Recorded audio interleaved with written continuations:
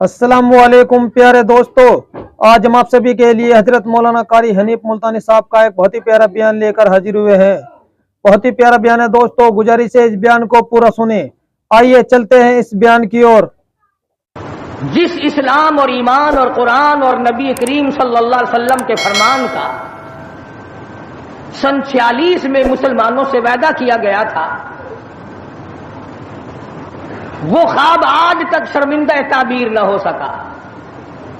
آئے اور چلے اور مر گئے، آئے اور چلے گئے اور مر گئے، لیکن خدا کے قرآن سے فریب کیا، اللہ کے نظام سے دغا کی، دھوکہ کیا، قوم سے دھوکہ، خدا سے دھوکہ، خدا کے قرآن سے دھوکہ۔ نسلیں بدل گئی، اتنا لمبا عرصہ گزرنے کے بعد آج تک اسلام کی بسم اللہ شروع نہ ہو سکی۔ اور آپ کو معلوم ہے کچھ لوگ ابھی زندہ ہیں کہ کن حالات میں پاکستان بنا، اور کیا لوگوں کا خیال تھا، اور کیا سوچ تھی، اور کیا تصور تھا، اور پھر بنا ہوا کیا دیکھا۔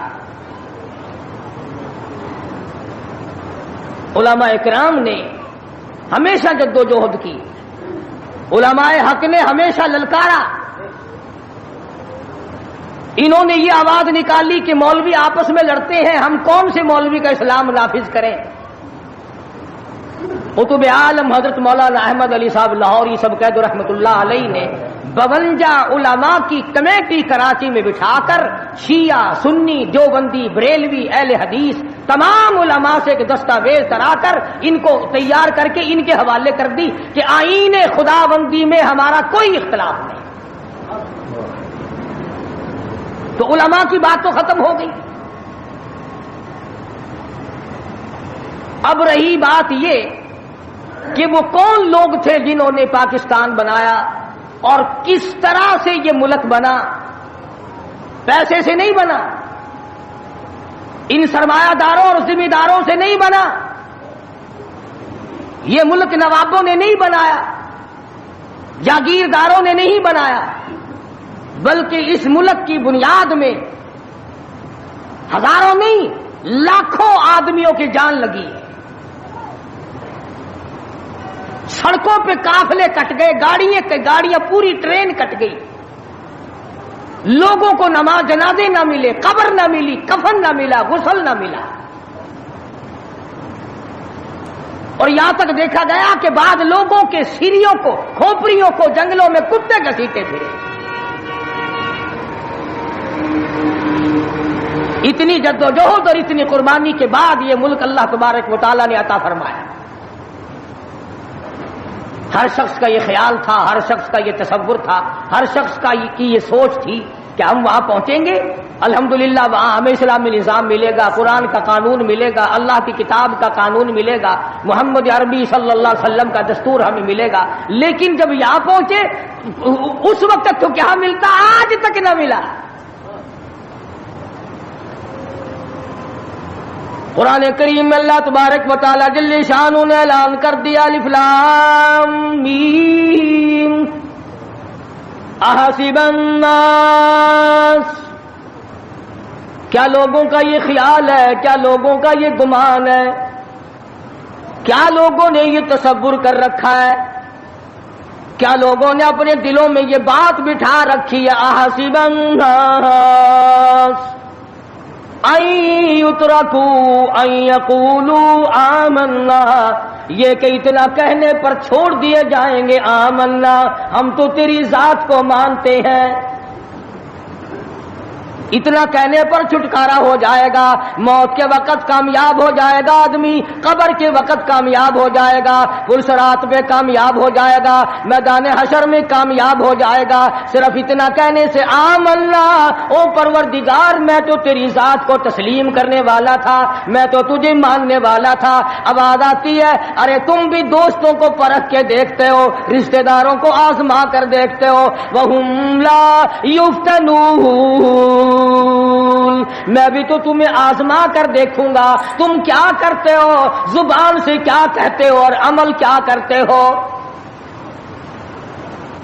وَلَقَدْ فَتَنَّا الَّذِينَ مِن قَبْلِهِمْ فَلَيَعْلَمَنَّ اللَّهُ الَّذِينَ صَدَقُوا وَلَيَعْلَمَنَّ الْكَاذِبِينَ۔ فرمایا البتہ تحقیق میں خدا کی یہ عادت ہے، میں خدا بند کریم کا یہ مزاج ہے، میں پروردگار عالم کی یہاں یہ طریقہ ہے، میں بھی آزما کر دیکھا کرتا ہوں یہ مجھے ماننے والا زبان کی نوک سے مانتا ہے یا دل کی کوٹھڑی میں بھی میرے لیے کوئی جگہ موجود ہے، میں بھی دیکھتا ہوں۔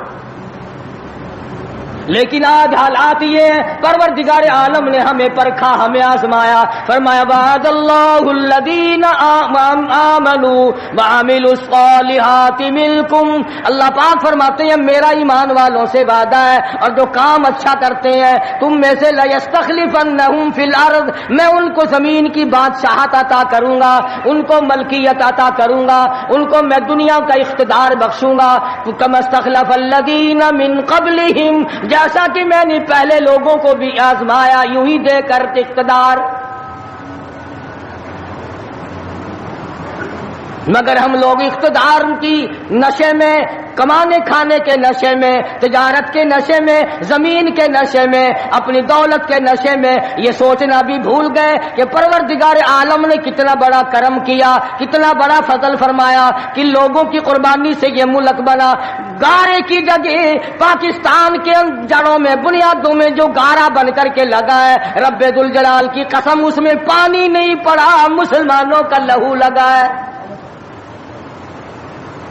اینٹ روڑوں سے بنیاد نہیں بنی، اینٹ اور سلوں سے بنیاد نہیں بنی، پاکستان کی بنیاد میں شہزادیوں کی آبرو لگی، خانزادیوں کی عزت لگی، ہزاروں عورتیں دریائے جمنا میں ڈوب کے مر گئی، ہزاروں عورتوں نے جب دیکھا ہندو ہماری عزت پہ ہاتھ ڈالے گا، سکھ ہماری آبرو پہ ہاتھ ڈالے گا، سکھ اللہ کے قرآن کی توہین کرے گا، اپنے گھر میں سے عورتوں نے سونا نہ اٹھایا، چاندی نہ اٹھائی، بچے سینے سے نہ لگائے، گھر کا کوئی مال و متاع ساتھ نہ اٹھایا، ایک اللہ کا قرآن اٹھایا، کافر کا ہاتھ خدا کی کتاب کو نہ لگے، کافر کا ہاتھ مجھ اللہ کی بندی کو نہ لگے، سینے سے قرآن لگایا، دریا میں چھلانگ لگا دی۔ آج ہزاروں لاکھوں عورتوں کی روحیں ہم سے پکار پکار کر کے پوچھتی ہیں، اور تم لوگ اور دھوکے بازوں اور فریب کرنے والوں، یہ جشن کیسا، یہ رقص و سرود کیسا، یہ میلہ ٹھیلا کیسا، یہ چراغاں کیسی، یہ ناچ گانا کیسا، یہ ڈول ڈھپڑا کیسا، کس چیز پر تم آمادہ ہو، کس چیز پہ ناز کرتے ہو؟ ہم نے تو سنا تھا تم سب کچھ قرآن کے لیے کر رہے ہو، مگر تم نے قرآن کریم کو تو مردوں کے لیے اٹھا کے رکھ دیا۔ لاکھوں مرنے والوں کی روحیں، لاکھوں شہیدوں کی روحیں آج تم سے پوچھتی ہیں، ہزاروں ماں بہنوں کی روحیں آج تم سے پوچھتی ہیں، ہزاروں معصوم بچوں کی جن کو نیزوں کی نیزے کی نوک پہ لٹکا کر پٹک پٹک کے زمین میں مار دیا گیا۔ مشرقی پنجاب میں 2.5-3 لاکھ سے زیادہ مسجدیں جن میں قرآن پڑھا جایا کرتا تھا، آج جا کے دیکھو گدھے پیشاب کر رہے ہیں، خنزیر بندھے کھڑے ہیں، گوبر پاتھی پک رہے ہیں، چاروں طرف سے بے ادبی ہو رہی ہے۔ وہ کئی لاکھ مسجدوں کے مینارے تم سے آج کے دن پوچھتے ہیں، اور مسلمانوں یہ تم نے کیا کیا؟ دریائے جمنا کا پانی تم سے سوال کرتا ہے، اور مجھ سے وضو کرنے والے مجاہدین کا بھی یوں نہیں کیا کرتے جیسا کہ تم نے اپنی روش کو بنا رکھا ہے۔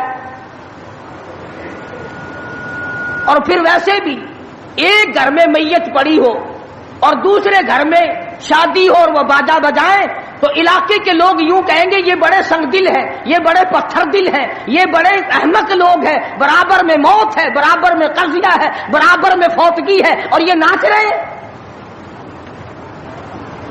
تمہیں کیا معلوم فلسطین کے مسلمان کے ساتھ کیا بن گئی؟ تم آج میلے ٹھیلے کا چکر بناتے پھرتے ہو، جاؤ فلسطینیوں کے پیاس سے مرنے والے بچوں سے جا کے پوچھو، اسرائیلی یہودی بدماش کسی طرح سے بھی پیچھے ہٹنے کو تیار نہیں، گزر گیا، پانی بند کر رکھا ہے، بجلی بند کر رکھی ہے. پریشان ہے مسلمان، خدا کا نام لینے والے لوگ پریشان ہیں. فلسطین میں مسلمان کٹ گیا، افغانستان میں مسلمان ذبح ہو رہے ہیں، ایران عراق میں مسلمان کٹ رہے ہیں، ذبح ہو رہے ہیں.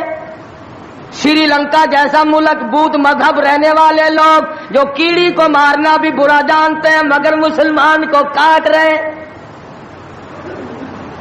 چاروں طرف مسلمان ذبح ہو رہا ہے، چاروں طرف مسلمان کٹ رہا ہے، چاروں طرف مسلمان مرد عورت کٹ رہے ہیں، ذبح ہو رہی ہیں، اور ہم بیچ میں کھڑے ہو کر کے ناچیں گے.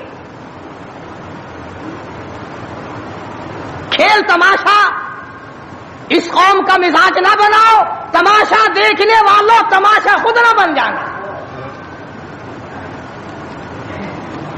امام الانبیاء محبوب کبریا حضرت محمد مصطفیٰ صلی اللہ تعالی علیہ وسلم نے ارشاد فرمایا، او لوگو، جب کوئی قوم کھیل تماشے میں پھنس جاتی ہے، جب کوئی قوم گانا بجانا اپنی زندگی کا محور بنا لیتی ہے، پھر اس قوم کو زمین پہ بسنے کا حق نہیں رہتا، وہ قوم زمین میں دس جانی چاہیے. ایک مر رہا ہے اور ایک رنگریلیاں منا رہا ہے. راولپنڈی کے شہری لوگ تنگ، 26 فٹ پانی شہر کی گلیوں سے گزر گئے، کیمپوں میں لوگ پڑے ہیں، تنگ ہیں، مکانات بے شمار منہدم ہو گئے. اور ہم 2 جھنڈی مجھے بھی دینا بھائی، میں نے بھی اپنے سر پہ لگانی ہے. جھنڈی تو لگانی ہے، کبھی بارڈر پہ جا کے تو للکار کسی کو. ادھر ایٹم بم بن رہے ہیں، ادھر مسلمانوں کے گلوں پہ چھرے چل رہے ہیں، ہم رنگ برنگی جھنڈیوں کے پیچھے پھر رہے ہیں. سال میں 4 موقع بنا دیے قوم کو کھلانے کے، تماشا دکھانے کے، کہ تم اسی دھندے میں لگے رہو. 10 محرم کا جلوس نکالا کرو، 12 ربیع الاول کا جلوس نکالا کرو، 23 مارچ کا جلوس نکالا کرو، 14 اگست کا جلوس نکالا کرو. سال میں تمہارے لیے 4 دن انتخاب کر دیے تاکہ تم اسی دھندے میں لگے رہو. خدا بند عالم اتنی بڑی طاقت کا مالک ہے کہ اگر وہ ناراض ہو گیا تو پھر اجتماعی عذاب آئے گا، قومی عذاب نہ آ جائے. 14 اگست اللہ کے سامنے عاجزی کرنے کا دن تو ہے، استغفار کرنے کا دن تو ہے، توبہ کرنے کا دن تو ہے، اللہ سے ملک کے لیے، قوم کے لیے دعائیں مانگنے کا دن تو ہے، قرآن خوانی کے لیے دن ہے، درود شریف پڑھنے کا دن ہے، اللہ اللہ کرنے کا دن ہے. چاروں طرف یہود و نصارہ، ہندو کافر جو مسلمانوں کے خلاف سازشیں بنا رہے ہیں، ان کو ختم کرنے کے لیے، ان کو مرنے اور ان کے ملیا میٹ کے لیے دعا کرنے کا دن تو ہے، خیرات کرنے کا دن تو ہے، اللہ اللہ کرنے کا دن تو ہے، ناچ کا نہیں، گانے کا نہیں، ڈھول ڈھپڑے کا نہیں.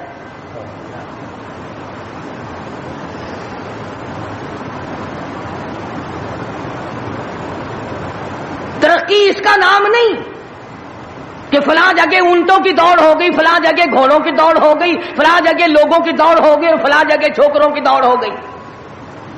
ترقی کے اور بڑے راستے کچھ کر کے دکھاؤ.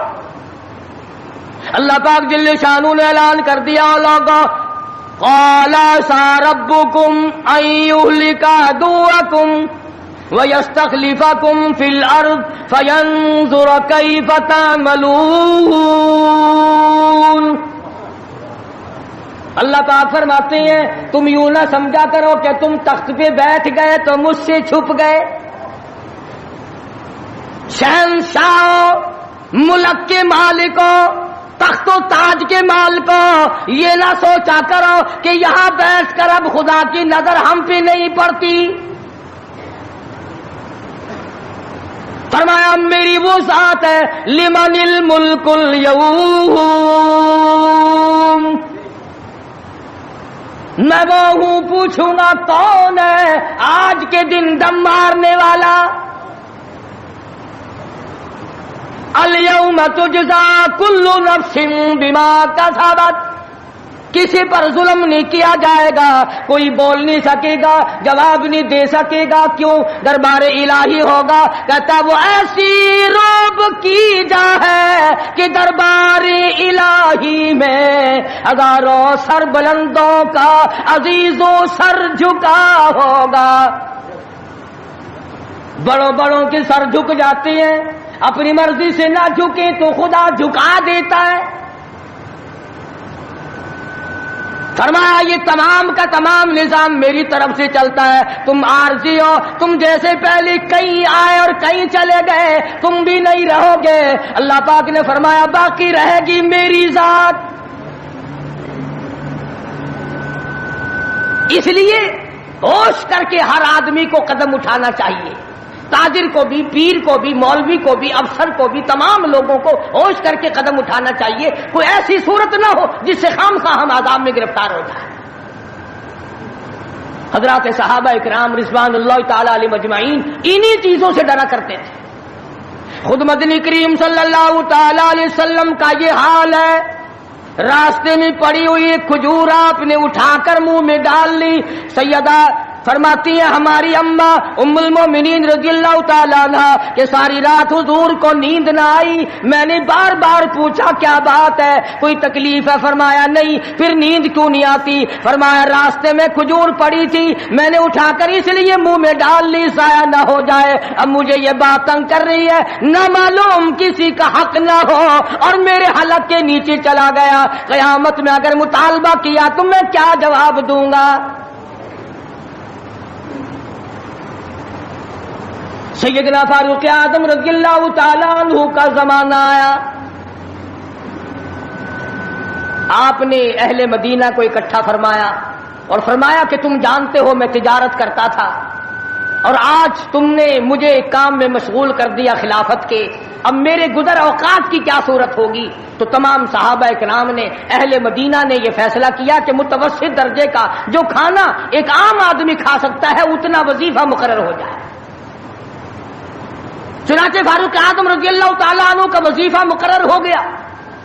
امیر المومنین خلیفۃ المسلمین 22 لاکھ مربع میل کا حکمراں، کابل سے لے کر طرابلس تک کا حکمراں فاروق اعظم، جس کو خدا کے نبی نے اللہ میاں سے مانگ کے لیا. ایک دن جمعے کے اندر خطبہ ارشاد فرما رہے ہیں، خطبہ دے رہے ہیں. صحابہ کہتے ہیں ہم نے امیر المومنین فاروق اعظم کو تہمت کو دیکھا، منجلے اور لنگی کو دیکھا.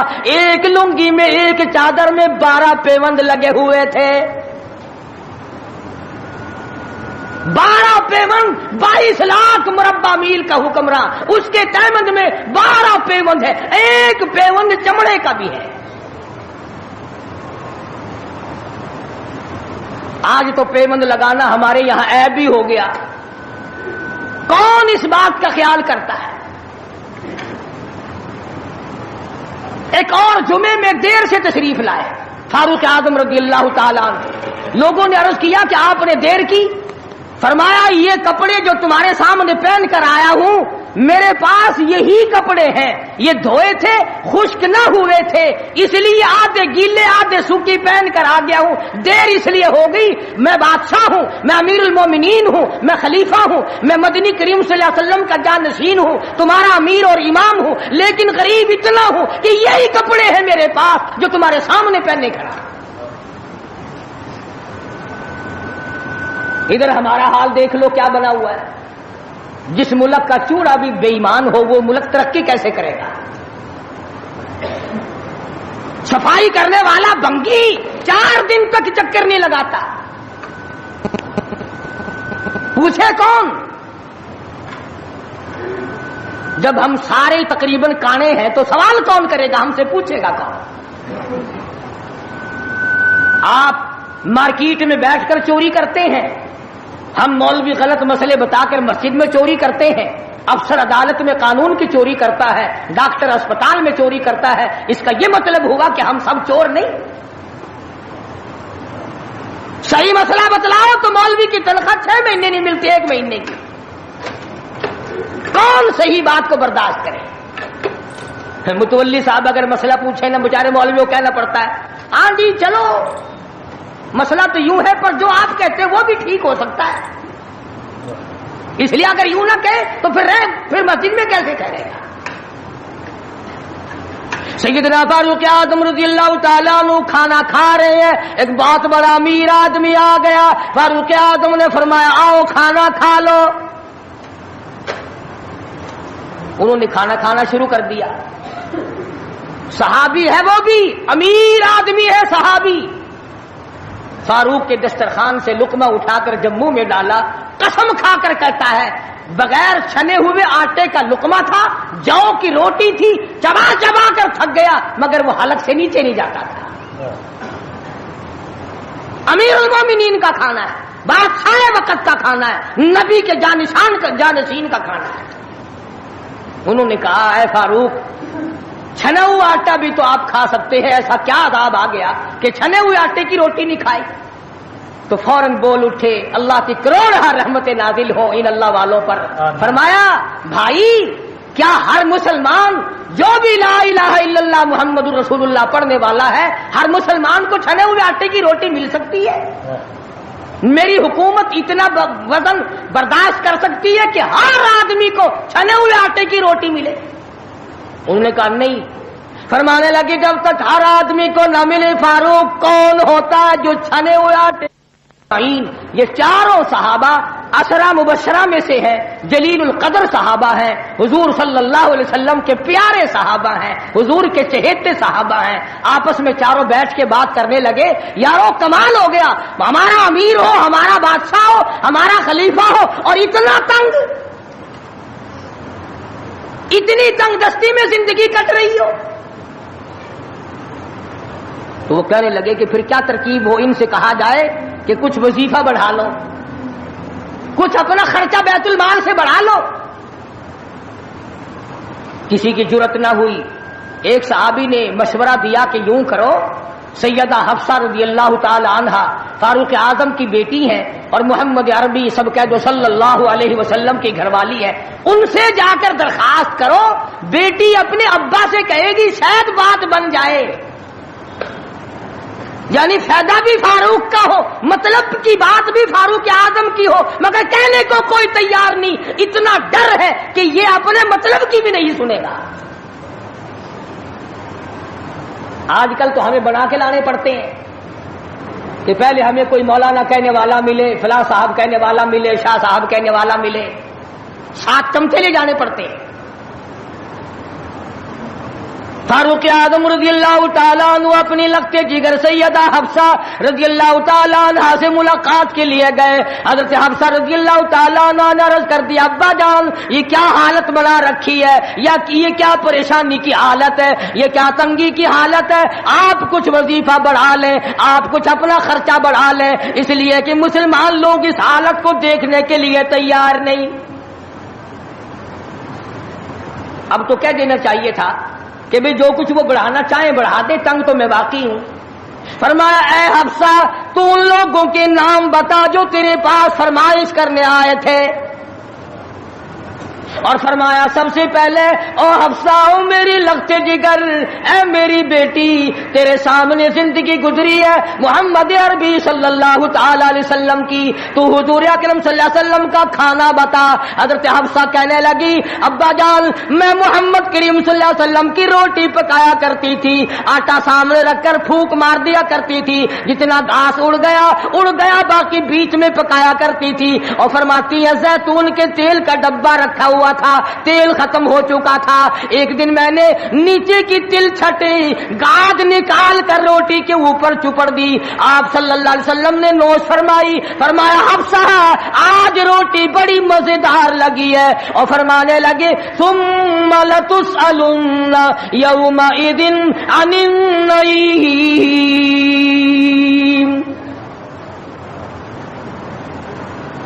فاروق اعظم رضی اللہ تعالیٰ عنہ فرمانے لگے اے حفصہ میرے تیرے نبی نے، میرے تیرے محبوب نے دنیا میں یہ کھانا کھایا ہو اور میں ان سے الگ کھانا تلاش کروں، میری ان کی ملاقات کیسے ہوگی؟ اور فرمایا اے حفصہ بستر بتا محمد کریم صلی اللہ تعالی علیہ وسلم کا. فرمانے لگی ایک ٹاٹ کی لمبی ساری چادر بنی ہوئی تھی, دوپہر گرمی میں اس کو 4 طے کر کے بچھا لیا جاتا تھا, سردیوں میں آدھا نیچے آدھا اوپر اوڑھ لیا جاتا تھا. فاروق اعظم رونے لگے حفصہ محمد کریم صلی اللہ علیہ وسلم اس حالت میں رخصت ہو گئے. اور پھر آپ نے پوچھا اے حفصہ آخری وقت میں مدنی کریم صلی اللہ علیہ وسلم کے بدن مبارک پہ لباس کیسا تھا؟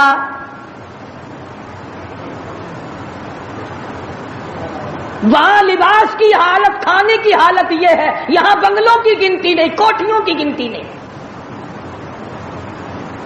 اور یہ نہیں سوچتے اگر عذاب آ گیا تو یہ بنگلے یہ کوٹھیاں نہیں بچا سکیں گی. یہ رشوت بٹور کر کے محل بنانا یہ تو کبھی بھی کام نہیں آئے.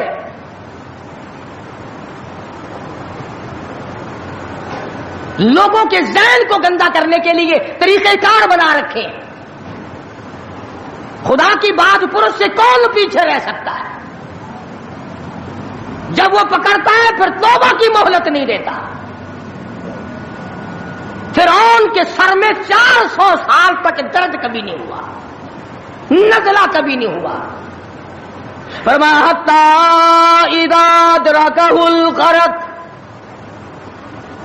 جب آیا نا دریا کے بیچ میں اور لگا ایک غوطہ اور یوں اوپر کو آیا, بڑا بزدل تھا, کہنے لگا آمنت انہ لا الہ الا الذی آمنت به بنو اسرائیل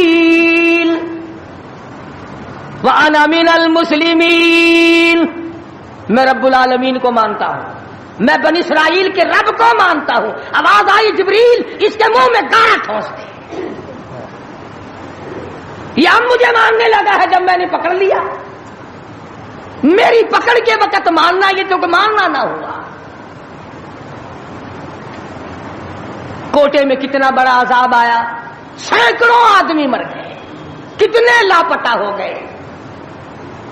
چاروں طرف خلقت خدا کی پریشان ہے. بس ایک ہی آواز آ رہی ہے, تیاری کرو, مکان چمکاؤ, دکان چمکاؤ, بازار چمکاؤ, دندا بے شک نہ ہو پر چمکائے رکھو. تو جیسے عورتوں میں بیماری نہیں پھیل جاتی, 80 سال کی بڑھیا سرخی لگا کے چل دیتی ہے. چمک, کارنامے کی چمک پیدا کرو, اعمال کی چمک پیدا کرو, ایمان کی چمک پیدا کرو. محمد کریم صلی اللہ علیہ وسلم کے نظام کو چلا کر وہ چمک پہ دھمک پیدا کرو, وہ ترقی پیدا کرو کہ دنیا کی قوم کو پتا چل جائے کہ یہ اللہ اور اس کے رسول کے ماننے والے بن گئے. اب ان سے خطرہ کھاؤ. تمہیں معلوم ہے فاروق کے ایک ایک کپڑے میں پیون تو 12 تھے, پیٹ میں روٹی جو کی تھی, مگر چاروں طرف کے کافر کڑپا کرتے تھے, لرزتے تھے کہ اگر فاروق کا ادھر سے گزر بھی ہو گیا تو بات بگڑ جائے گی. یہاں تک حالات بنے صحابہ کرام کے, اللہ تعالیٰ کی کروڑ رحمت نازل ہو, صحابہ کرام کی قبروں پر آمین کہو کہ 5 لاکھ کے مقابلے میں 5 محمد کے غلام کامیاب ہو گئے. 5 لاکھ کے مقابلے میں حضور کے 5 غلام کامیاب. اسپین میں 3 مسلمان گئے, پورے ملک کے مقابلے میں 3 مسلمان کامیاب. وہ مسلمان تھے صحیح معنوں میں. مسلمان کو کوئی شکست نہیں دے سکتا, مسلمان کو کوئی مار نہیں سکتا. آج ہم یہودیوں اور عیسائیوں کا کھلونا بن کر کے مار کھا رہے ہیں. آج ہم ان کے ہاتھوں کے تاش کے پتے بنے ہوئے ہیں. آج ہم ان کے اشاروں پہ سب کچھ کرتے ہیں. چاروں طرف مسلمان کا لہو بہ رہا ہے. مغلیہ خاندان کے بادشاہوں کے واقعات کتابوں میں موجود ہیں. آپ پڑھ کر کے دیکھ لیں کہ جن لوگوں نے اچھے کام کیے ان کی زندگی کیسے گزری, اور جن لوگوں نے برے کام کیے ان کی زندگی کیسے گزری. لوگ ان کا نام لینا بھی گوارا نہیں کرتے. کیا بات تھی. سلطان عالمگیر رحمت اللہ علیہ جہاں بادشاہ وقت تھا, جہاں پورے ہندوستان کا مالک تھا, وہاں مدنی کریم صلی اللہ علیہ وسلم کی 5000 حدیث تو زبانی یاد تھی. بادشاہ کو 5000 حدیث زبانی یاد تھی.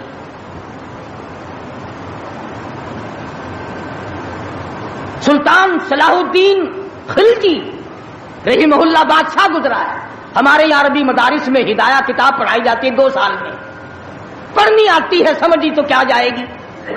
سلطان صلاح الدین خلجی بادشاہ ہو کر مکمل ہدایہ زبان نہیں یاد تھا, زبان نہیں یاد تھا. عالمگیر بادشاہ کی فوج کا جو کمانڈر تھا وہ اتنا بڑا عالم تھا کہ آج بھی شرح عقائد وغیرہ اور امور عامہ اور میر زاہد وغیرہ جو کتابیں ہیں منطق کی اور طرح طرح کی, یہ تمام عالمگیر کی فوج کے کمانڈر کی لکھی ہوئی ہیں. اللہ والے تھے. اور حد یہاں تک ہو گئی کہ مغلیہ خاندان کی ایک لڑکی ہے سلیمہ سلطانہ, اس نے قرآن مجید کی ترجمے کی تفسیر کی کتاب مانگی. ملا عبد القادر بدایونی انچارج ہے کتب خانے کا, کتاب گم ہو گئی تو لڑکی نے باپ سے لڑ کر جائیداد ضبط کرا دی کہ قرآن کی تفسیر کی کتاب کتب خانے سے کیوں گم ہوئی. اتنا بڑا علم کا قدر تھا لوگوں کے دلوں میں. اور محمد کریم صلی اللہ علیہ وسلم کے دین کو لوگ بادشاہ مانا کرتے تھے, وزیر مانتے تھے, سفیر مانتے تھے, درویش و قلندر مانتے تھے. عوام کے تمام جذبات جو تھے وہ اسلام کے صحیح احساسات کے مطابق تھے. تو میں عرض کر رہا تھا, یہ کسی کا گلہ نہیں, یہ کسی کا شکوہ نہیں, کسی کو گالیاں دینا مقصود نہیں.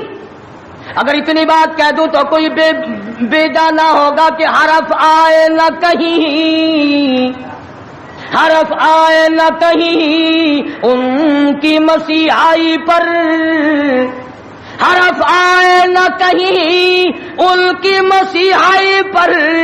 اور درد اتنا تو نہ تھا تیری دوا سے پہلے, یہ تو بہت زیادہ کڑوی ثابت ہوئی تیری دوا, یہ تو پہلے درد سے بھی زیادہ درد ہو گیا, تو نے یہ کیسی دوا پلا دی. اور بڑا عجیب شعر یاد آیا, فرق ہے تیرا میرا, فرق یہ کہتا کہ تیرا پیام اور ہے میرا پیام اور ہے, تیرا پیام اور ہے میرا پیام اور ہے, عشق کے درد مند کا طرز کلام اور ہے. دیوانوں کی باتیں اور ہیں, تمہارا طرز زندگی اور ہے. ہم نے صحابہ سے طرز زندگی سیکھا, ہم نے محمد عربی صلی اللہ علیہ وسلم سے طرز زندگی سیکھا, ہم نے عمر بن عبدالعزیز سے طرز زندگی سیکھا, ہم نے سلطان عالمگیر سے سیکھا, سلطان صلاح الدین خلجی سے سیکھا, ہم نے شمس الدین التمش سے سیکھا. تم نے طرز زندگی انگریز سے سیکھا. کب تک انگریز کے ترقی کے وارث بنو گے؟ انگریز کا لعنتی قانون کیوں پیارا لگتا ہے؟ وہی رسم و رواج, وہی طریقہ کار, کچھ کم تو ہوگی. ورنہ اب بھی کئی لوگ گلے میں پھانسی لٹکا کے چلتے ہیں اور فخری انداز میں چلتے ہیں کہ میرے گلے میں پھانسی لٹکی ہوئی ہے. جو لباس یہودی کا ہے, جو لباس ایک عیسائی کافر کا ہے, وہ مسلمان کے لیے زیب نہیں, کامیابی کا ضامن نہیں ہو سکتا. 4 دن نماز کا مذاق اڑایا گیا تھا 2 سال پہلے, دفتروں میں صفیں بچی, لوٹے آئے, یار لوگ اٹھ کے چائے کے لیے جانے لگ گئے. ارے بھائی آؤ نا نماز پڑھو. انہوں نے کہا یار تم پڑھو, ہم ابھی آتے ہیں. 4 دن کی نماز. ورنہ قوم کی اقتصادی حالت, قوم کی اخلاقی حالت اور قوم کی نمازی حالت اگر ٹھیک ہو تو بزرگوں نے لکھا ہے کہ اس قوم کو کوئی نیچا دکھا ہی نہیں سکتا. 3 چیزیں پیدا کرو, قوم کی نمازی حالت سدھارو, قوم کی اخلاقی حالت سدھارو, قوم کی اقتصادی حالت سدھارو. اس قوم کو کوئی نیچا نہیں کر سکتا. جس قوم کے ہاتھ میں تلوار ہو اور سینے میں قرآن ہو اور بازو میں جان ہو, اس قوم کو کوئی نیچا نہیں کر سکتا. لیکن جو قوم ناچ گانے کی عادی بن جائے, جو قوم میلے ٹھیلوں کی عادی بن جائے, جو قوم رسم و رواج کے پیچھے لگ جائے اور خدا کے قرآن کو صرف مردوں کے لیے اٹھا کے رکھ دے, اس قوم کا خدا کے پاس کوئی ضمانت نہیں ہے. میں یہ عرض کر رہا ہوں کہ چاروں طرف مسلمانوں پہ مصیبت ہی مصیبت ہے. اپنے ملک میں بھی کوٹے میں, راولپنڈی میں, فلسطین میں, ایران عراق میں, افغانستان میں, سری لنکا میں, چاروں طرف مسلمانوں پر عذاب آیا ہوا ہے. تو ہمیں اللہ میاں سے ڈرنا چاہیے. ہمیں خوف کھانا چاہیے، ہمیں دعا مانگنی چاہیے، ہمیں سجدے میں پڑھ کے رونا چاہیے، ہمیں جھنڈیاں لگا کر ناچ نہیں کرنا چاہیے، اور جو ایسا کرتے ہیں وہ غلط ہے، جو کراتے ہیں وہ بھی غلط ہے۔ ہم اس بات میں کسی سے نہیں ڈرا کرتے، حکومت کرے، حکومت کرائے، چھوٹے یونین کرائے، ایم ڈی اے کمیٹی کوئی بھی کرائے، اس وقت میں یہ حرکت بالکل غلط۔ تم کو سکھایا کسی نے ہے یہ کہ قوم کو کھیل تماشے میں پھنسا کر اپنا الو سیدھا کرنا چاہتے ہو؟ قوم کی نمازی حالت کو بہتر بناؤ، قوم کی اقتصادی حالت بہتر بناؤ، قوم کی اخلاقی حالت بہتر بناؤ، قوم کو سمجھاؤ کہ بہو بیٹی کی عزت ایک ہے، بہن بیٹی کی عزت ایک ہے، تم سب کی بہن ایک ہے، تم سب کی عزت اور آبرو ایک ہے، تمہارا خدا ایک ہے، تمہارا نبی ایک ہے، تمہارا کعبہ ایک ہے، تمہاری دلی اللہ پاک نے جنت ایک بنائی ہے اور ایک ایمان کا رستہ بنایا ہے۔ کسی سے دھوکہ کرنا، کسی سے فریب کرنا، کسی سے دغا بازی کرنا، لوٹ کھسوٹ مچانا، یہ طریقہ بالکل غلط ہے، اور فضول اور عبث اور ضائع کرنا۔ ویسے کہتے ہیں غریب ملک ہے جی، غریب ملک ہے جی، غریب ملک، یہ کروڑوں روپیہ غریب ملک کے پاس کہاں سے آ جاتا ہے ضائع کرنے کے لیے؟ ہم تو یہ کہیں گے کہ کل کو 14 اگست ہے، کل کو زیادہ سے زیادہ عبادت کرو، فلم نہ دیکھو، تلاوت کرو، استغفار کرو، اور وہ شہداء جنہوں نے 47 میں اپنی جانیں قربان کی، اپنی عزت قربان کی، اپنا سب کچھ قربان کر دیا، خدا کی قسم آج تک لوگ ایسے موجود ہیں 36 سال کے بعد بھی سیٹ نہ ہوئے۔ ان کی روحوں کو قرآن پڑھ پڑھ کر کے بخشو، ان کے لیے بخشش کی دعائیں کرو، خراج تحسین پیش کرو ان لوگوں کو جنہوں نے اس ملک کو حاصل کرنے کے لیے اپنی جان کا قیمتی نذرانہ پیش کیا۔ تمہارا کیا ہے؟ تمہارا تو ناخون بھی نہیں کٹا۔ ہاں، تمہیں کیا تکلیف پہنچی تھی ملک بنانے میں؟ تب تم بنانے والوں میں آگے آئے تھے۔ اب جو مرتا اخبار میں آ جاتا فلانا بھی تحریک پاکستان کا بانی تھا، ہم نے بانی دیکھے نہیں؟ عوام نے بنایا ہے، لوگوں نے بنایا ہے، اور لوگ ہی اس کی خیر خواہی کر سکتے ہیں۔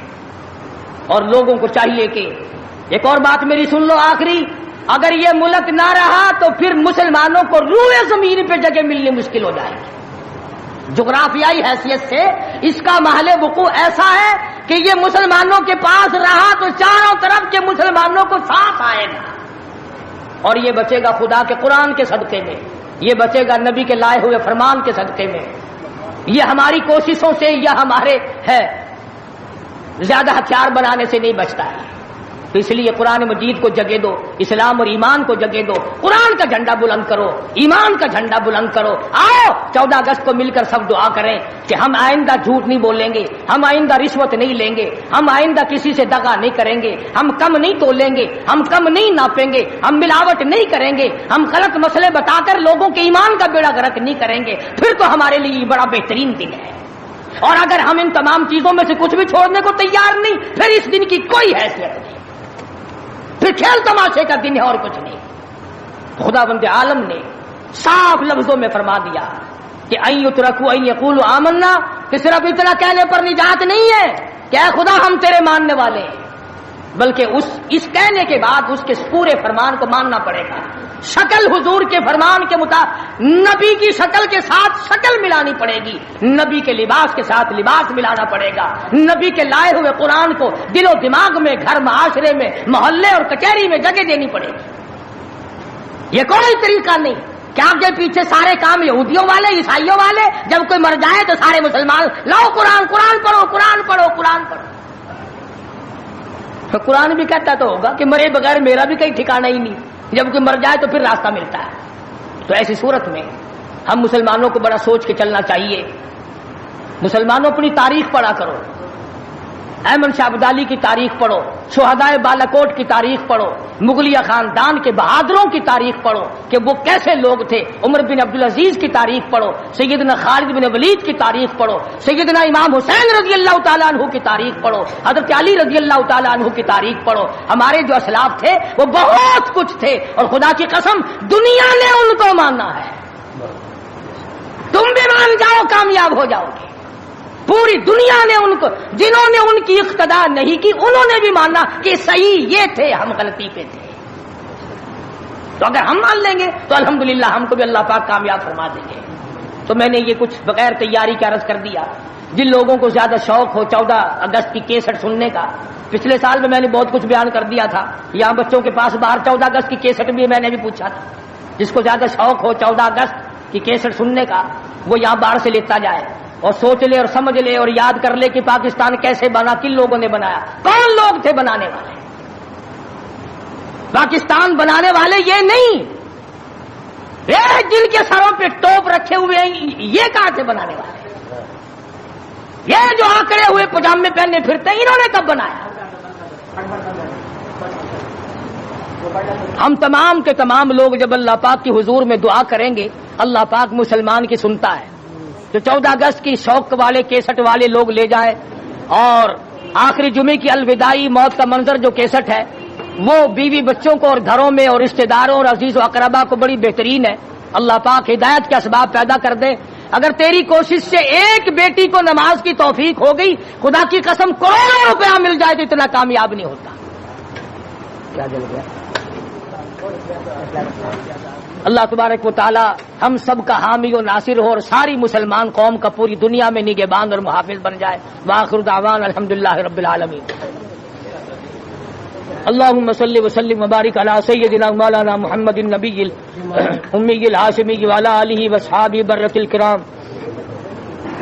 پروردگار عالم پاکستان کو صحیح معنوں میں پاکستان بنا، الہ العالمین اس ملک کو استحکام نصیب فرما۔